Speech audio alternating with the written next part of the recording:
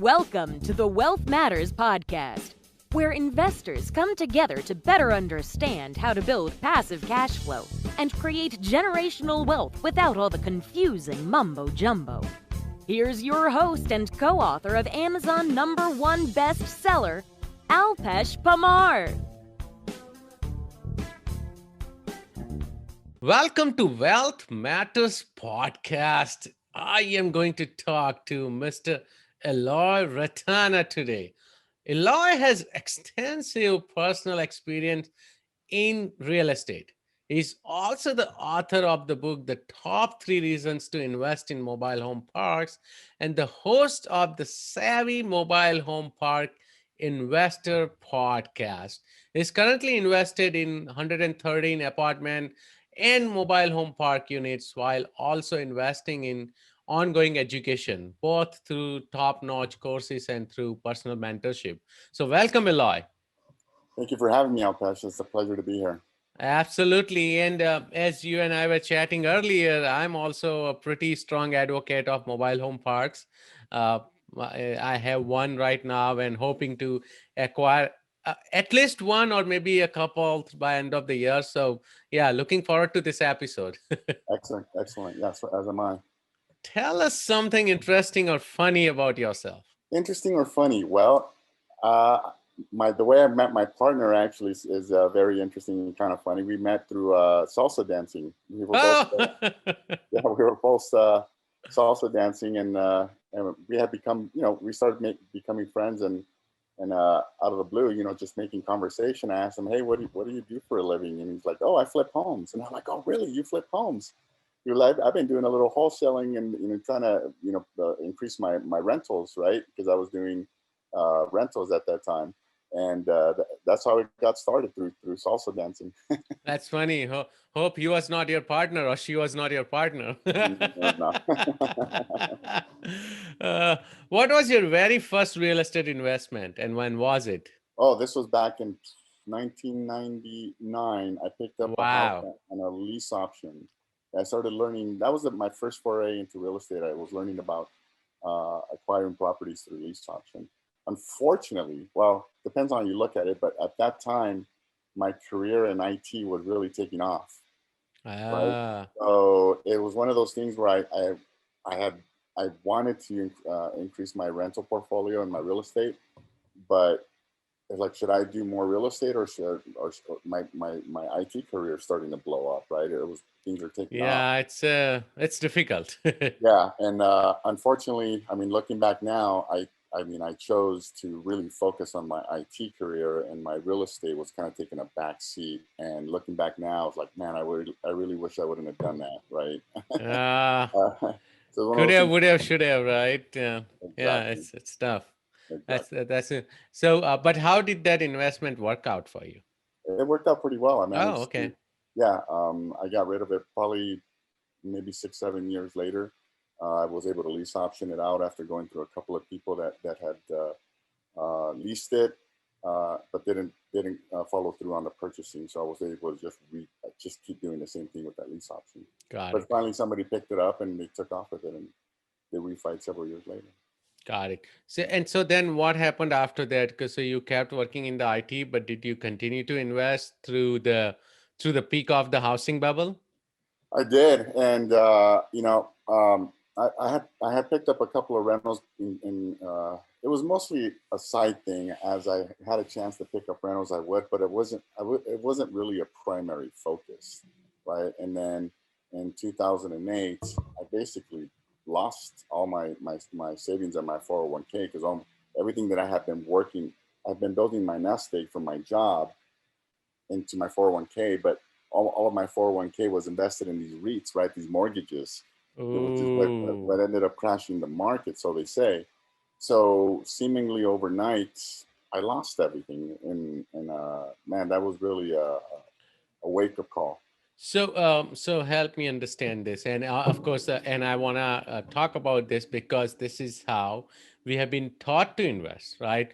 Means you and I are anomalies in IT world, right? As you know, we have been told that go save your money, save on taxes, put it in 401k, and when you retire, you're going to have 1 million or so plus whatever, right? 5 million, what? Yeah. And you'll live a happy and peaceful life, and then either 99 2000 comes, or 2008 2009 comes and wipes away everything. So basically you were putting all your money in 401k, and you were choosing the REITs by yourself, and they were available through your employer. Yeah, and we had a broker who was working with all the guys on our team, and he was putting all. We didn't know anything. So That's the problem, right? right. So there was a lot of This there. There's a lot of lessons learned from all of that. It's like I need to. One of those lessons was that I need to take control of my own finances, right? And I need to focus on things that I understand, right? And if I'm gonna focus on the stock market, then I really need to pay attention to the stock market. And Yes. up until that point, I really wasn't, right? Yeah. So that's why you give control to somebody else who supposedly has your best interest in mind, and maybe they did, but it's what happened in 2008. I mean, who would have known, right? Right. Something like that would have happened. And think about, you brought another great point, that if you want to be in stock market, you want to at least learn, right? Understand what's going on. But think about this. Even the stock brokers or Lehman Brothers or AIG, they did not know what's going on. No, they So didn't. how can you or I figure out what is happening and what is about to happen, right? Right, exactly. And that's my biggest gripe in because I got laid off in 2009, and this podcast is not about my story. People know about that. But since then, I have not worked W-2, and I have my own IT business. But even then, every time my CPA at that time would keep telling me, oh yeah, put this much money aside because I can put more than 50 grand to 401k. Right. I did that for 3 years, and I'm like, oh crap, I'm losing control of my money, right? At least if I lose that money, I don't have to blame others, right? and, Exactly. and I would have learned something on my own, not relying on the fund manager or the broker, where they never put their money where their mouth is. Exactly. You got it. Yeah, that's exactly right. I went So through the same thing. yep. So how do you cultivate a mindset to rebuild after losing everything in 2008? Yeah, that's a great question. I think for me, I needed to take a step back to kind of realize or come to grips with, well, what is it that I really want, right? If I'm gonna learn how to wholesale or pick up properties, rentals, or do flips, well, these are very transactional, right? These aren't. This is not a way to build your wealth. Nope. These are jobs, right? Like, okay, well, I don't want to do these things. I want to focus more on long term, on building wealth, on bringing monthly income, right? And for what? For me, my focus was for a long time. It's like, I don't want to be that old guy when I'm 80 years old who has no money and is dependent on his children to take care of them, right? Right. And Social want, Security, if there yeah, is any left. yeah. So for me, that was the fire that kind of kept me going. It's like, I don't want to be that guy, right? I want to be self-sufficient, and I want to make my own money. And the only way I know that I can do that, because I've done it before, I just didn't jump all into it, was the real estate. If you find a niche that works for you, and you make some smart decisions, you've got a shot at building something for yourself. No, that is interesting. And another great point you have mentioned is about figuring out what you know and what has worked for you, and then taking that path, right? So Right. what exactly happened then? In 2008, you had lost everything, and you thought that real estate is what I want to do. Um, what were the steps you took at that point? Right. So I had been learning up until that time how to. I had wholesaled a couple of deals up until that point, and I made some good money. And right up like maybe 2009 up until 2013. I mean, you can flip homes and make a lot of money. You can wholesale and make a Any lot of monkey money, could have made right? money in real estate till Right. 2015. Exactly. It was like this perfect timing, and if you have the experience, or you know how to put deals together, you can make a buttload of money. But for me, it was like, I need to focus on. I love my job, right? I love my IT job, and I wasn't ready to just jump and leave it. But I also knew that I needed to focus on long-term wealth and income, right? If I can build enough income where I can replace my job in the coming years, well, let's figure out a way to do that. And at that time, it was through single family. That's the only thing I knew, right? I didn't Yeah, know any yeah. All better, of us started right? single family. And it wasn't until several years later that my partner, Steve, the guy I was telling you I met through salsa dancing, he had gone through training with a local company here in Denver called Anthony Chara. So that's who he trained with. And, he said, hey, I'm looking to put a team together so we can go buy apartments. It was apartments at that time. This was Right. 2016-ish. Yeah. And the first time he brought that up to me, I thought that's ridiculous. I mean, I don't. I mean, sounds great, Steve, but I don't have millions of dollars to go buy apartments, right? Right. I had never heard of such a thing. I never heard that you can buy apartments, and I certainly didn't have that kind of money to do that. And he's telling me, no, no, no, no. He goes, this is what we do. We'll do syndication. We'll meet investors and we'll bring them into our deals, and we'll buy properties that way, right? And then we are part of the general partnership. And the first time I thought, I was like, okay, well, that makes sense. I'm going to look into it, right? But I didn't think much of it. I just thought it was one of those passing, conversations that wasn't going to lead anywhere. But shortly thereafter, I met a guy named Adam Adams out here in Denver, and Yeah. he had these meetups, these real estate meetups, and I started going to his meetups, and he was saying the same thing. But what he was saying was that if you have a team, every team member wears a different hat, right? Yep. You have a guy who wears the acquisitions hat. You have a guy who wears the asset management hat. You have a guy who wears the sign on the loan. Everybody wears a different hat, but you're all focused on one goal, right? Which is to purchase a multi-unit property of some kind. So when he put it like that, that made a lot of sense to me, right? It's like, okay, so now it's just a matter of trying to figure out what hat I'm gonna wear, right? Because my partner Steve was calling the brokers, and he was trying to land our first deal. So that was my first foray into multifamily. I mean, I learned it from my partner and from Adam Adams. That's awesome. So, uh, what is your role in the business now, and what does Steve do?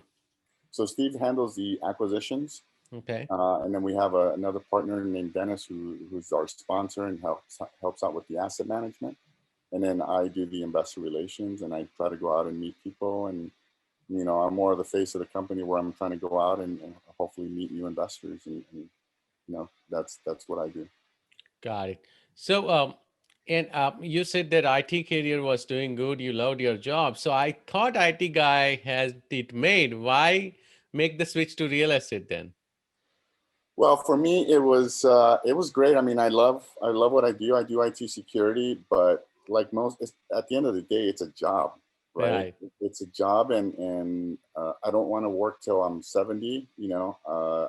I suffer burnout like anybody else does. You know how it is with IT jobs. Yes. You can put in 60, 70 hours a week, and even if what you're doing is very fulfilling work, that's still 60, 70 hours a week. Yeah. You could be doing something else, right? You can spend that time with your family. You can try to build out your net worth, but no, you're working.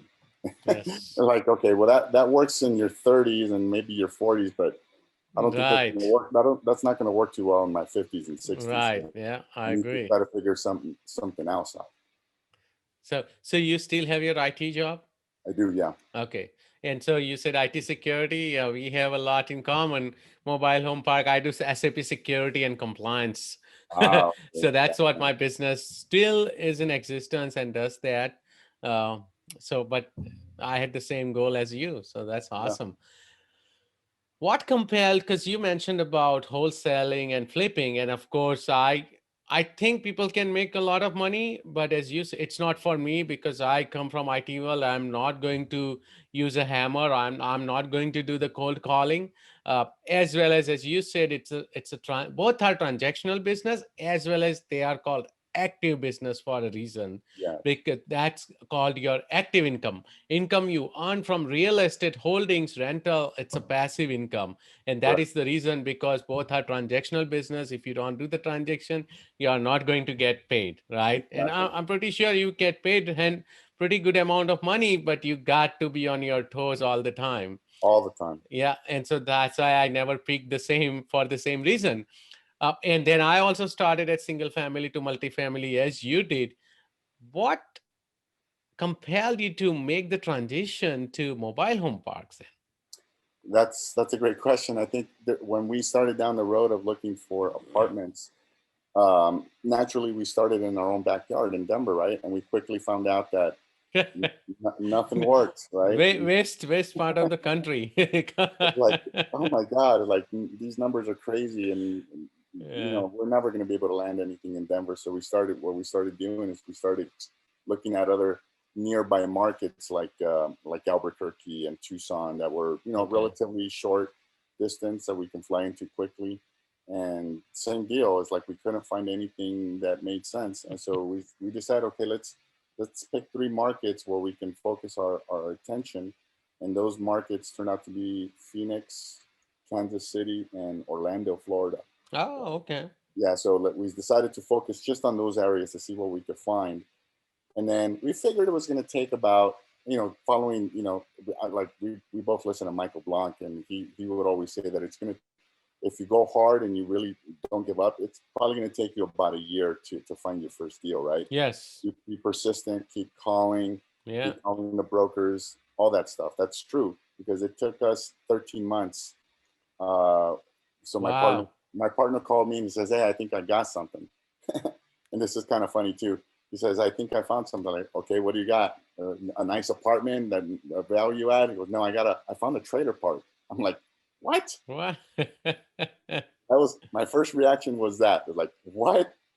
How do we go from looking for a mobile home, or how do we go from looking for an apartment to finding a trailer park? I was not having it. No, no, that's ridiculous. No, I'm not. I don't want anything to do with that, because I didn't understand it. I didn't know anything about Oh, it, okay. right? So you didn't know about it. You were only okay. So it's a little Yeah, different than I. I thought we were Yeah. looking for apartments. Wow. And then he says, "No, no, look at these numbers. Look how favorable these numbers are." So I looked at it and I thought, "Oh wow, this is actually pretty interesting." So I said, "I'll tell you what. Give me about a week to bury myself in as much information as I can about mobile home parks." Right. So I downloaded every podcast that was available at that time.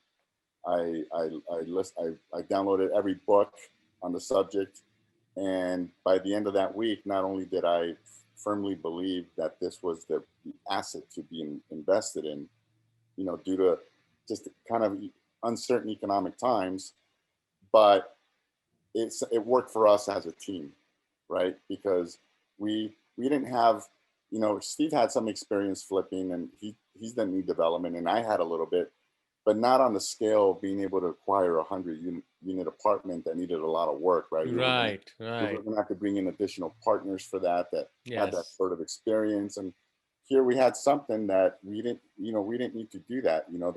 There's some rehab. Well, we know how to rehab. There was a couple of on our first deal, there was a duplex on the property that needed a little work. Okay, well, we can handle that. We know how to do stuff like that. And if we need to do some owner financing and some lease option on some of these Right. mobile homes, RTOs. like I know how to do that too, right? So it wasn't like a big leap of or big gap of knowledge that we needed to cover to be able to complete on this. It was a smaller park. It was a 18-unit park. Okay. Yeah, that's But it not was like, bad. okay, this is something we can handle. Right. Yeah. What? Okay, it made sense, right? And the numbers look great. So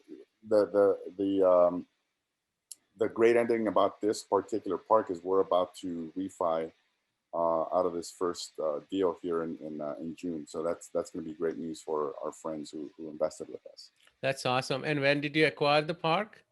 It was in November of 18 or 19? 19. Wow. November Okay. of 2019. Oh, That that's was our good. first So, deal.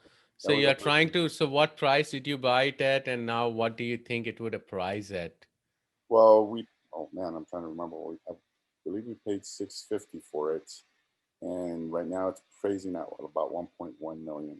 Nice. Yeah. So you should You be know, we able to did. You take know, the we didn't. equity out. Yeah, we didn't do a lot of work to it. All we did was we asked the new tenants to keep their yards clean because Yeah, keep it clean. there was no rules, right? A couple of tenants had these big dogs. We had to ask them to get rid of the Rottweilers and things of that nature, and then we asked everybody to paint all the mobile homes that were there were tenant owned homes, right? So the park didn't own any of them. So we asked everybody that if they wanted to live in this park, they needed to keep their place clean. They needed to apply a fresh coat of paint to the exterior of their mobile homes, which is an expense incurred by them, right? Not by the park. So just by doing a lot of little things, we started raising the rents, and here we are, almost a year and a half later. The park is worth significantly more just by doing little things. That's awesome. And how many mobile home parks do you guys own now? We got 3. We're working on our 4th now. Yeah, but we are concentrating our efforts in the Space Coast in Florida. Yeah, it's growing right now like crazy. That area is nuts. Okay, yeah. we need to talk. Yeah, we'll talk after the podcast.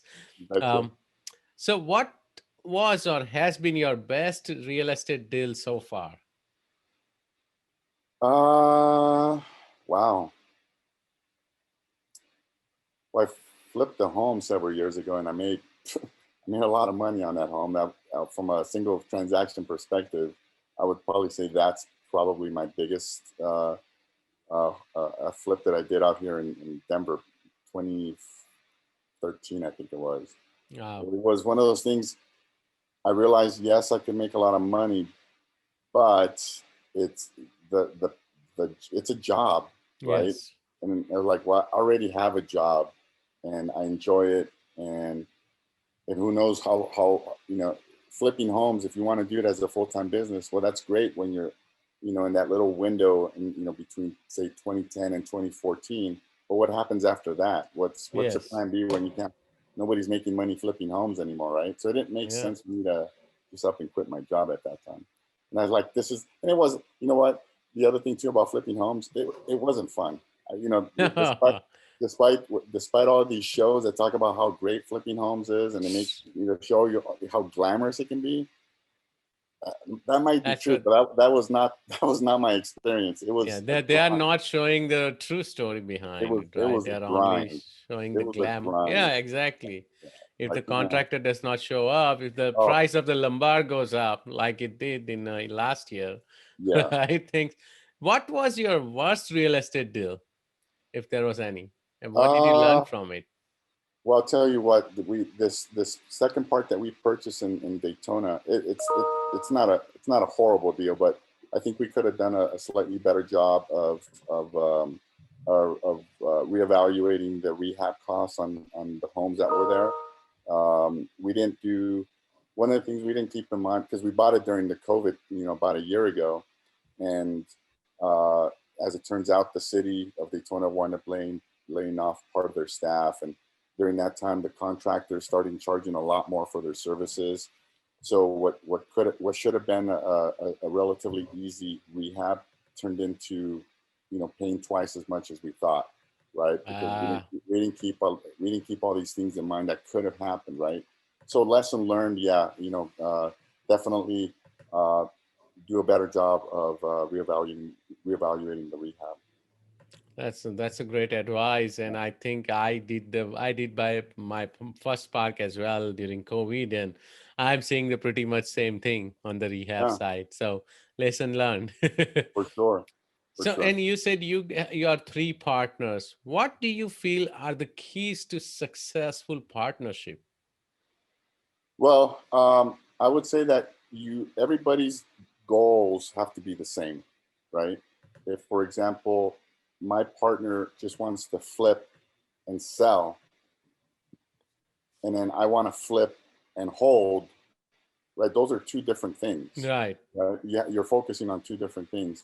So if you know ahead of time that, hey, we want to buy and hold, right? We want to fix these places up, but we want to hold them for long term, 10 years, maybe longer. And we'll do it for we'll do it for the cash flow, right? Because ultimately we want to quit our jobs, right? And the only way to do that is to have sufficient income coming in to do that, right? But if he just wants to flip the park and immediately put it up for sale and make some immediate cash, well, that's not going to meet my goals. Right. Right. So I think everybody's got to be on the same page with what are we trying to accomplish here by buying a mobile home park or an apartment or a storage unit or whatever you're into, right? If you got partners and everybody's got different things going on and different goals, you got to start with the basics. And I think it's got to start with goals, similar goals. That's awesome. Let's take a quick break, Eloy, and after the break, we'll go through the same 5 questions I ask every guest. Okay. You're listening to the Wealth Matters Podcast. The Wealth Matters Podcast. For more info about what we do, check us out at wealthmatters.com. It's wealth, WEALTH, matters, MATRS.com. Welcome back to Wealth Matters Podcast. Eloy gave us pretty good idea about how he moved from IT to mobile home park ownership, how they are making sure that their partnership would be successful. Eloy, are you ready for 5 round? Let's do it. Okay, let's go. Would you be changing any business or investment strategy after coronavirus is over? Would I be changing our business strategy? Yes, or investment strategy. In fact, we're thinking of doubling down. We've hit on an asset class that works out pretty well for us. It's survived the pandemic. We haven't seen the sort of issues that some apartment owners have seen in terms of people just squatting and not wanting to pay the rent. We haven't seen any of that, and neither have any of our friends, right, who also own parks. So we're going to continue down this path of acquiring more mobile home parks. That's great. Favorite real estate or finance investment related book?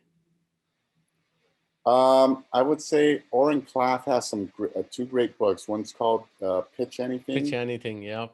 And the other one is called Flip the Script. Okay. At the end of the day, when we're trying to land deals, we need to be able to communicate well with people, right? And that's something I certainly needed to focus on, is being able to communicate better and to be able to sell our deals effectively. So yeah, those books are great. Yeah, Pitch Anything is great. I have not read Flip the Script, so I will buy as well. That's great. Any tool or website you recommend or you cannot live without? Man, people talk about software, their favorite software, but I tell you, the one piece of software that I cannot live without is Evernote. Oh. I use that thing for everything, and I have it on my laptop. I have it on my phone, and anytime I have all these notes, for everything, right? Right. Oh, yes. Going on for work-related stuff, for business-related stuff. It's the one piece of software that if I didn't have, I don't know what I would do. I'd be very disorganized, but I keep everything in that one piece of software, and it's awesome. Yeah, Evernote is great. I used to use it a lot when I used to travel as well for work. Mm-hmm. Now it's got replaced by Microsoft OneNote, but yeah, Evernote is great. Yeah. Any advice for beginner investors?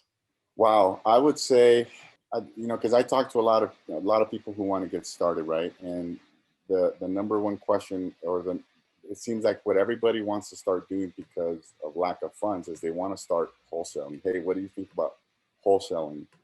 And I think people need to take a step back for a couple of reasons, because first you got to find out what it is you truly want out of this. Are you looking to invest, or are you looking for a job? Because as we've said, flipping homes and wholesaling, it's a job. And if that's what you want, okay, well, that's one thing.